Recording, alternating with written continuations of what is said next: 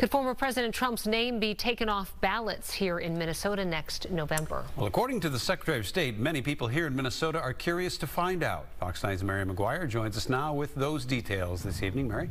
Well, Kelsey and Randy, over the last few weeks, the Secretary of State's office has received close to 500 phone calls with questions about whether or not Trump would be able to be on the ballot in the 2024 election. But that decision doesn't come from his office. It's up to the courts.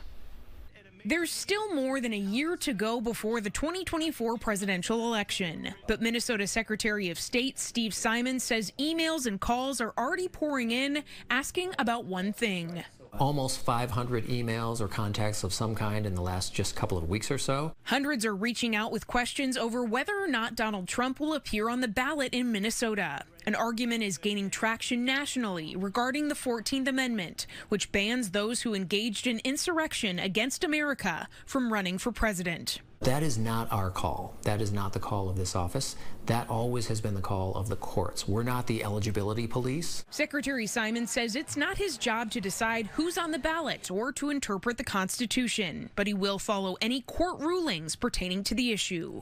Our presumption is that anyone who files for office is entitled to have their name on the ballot unless or until a court tells us otherwise. The process of getting on the presidential ballot is different from any other office in the state. For every other office in Minnesota, the candidate, him or herself, has to go somewhere and do something. Not the case for president. For president, both in the primaries, like the one we're going to have on March 5th, and for the general election in November of 2024, the major political parties submit names of people who will appear representing their party. The only way the nominee could change is if a court bans the candidate, and that has happened here in recent history. In 2016, the court found Republican State Rep Bob Barrett didn't live in his district and said he was ineligible to run for re-election. Minnesota law states parties have 71 days before a general election to submit the names of their nominees, but there's nothing in there about a Plan B. There's nothing explicitly in Minnesota law that talks about what happens if someone's name is stricken at that late date.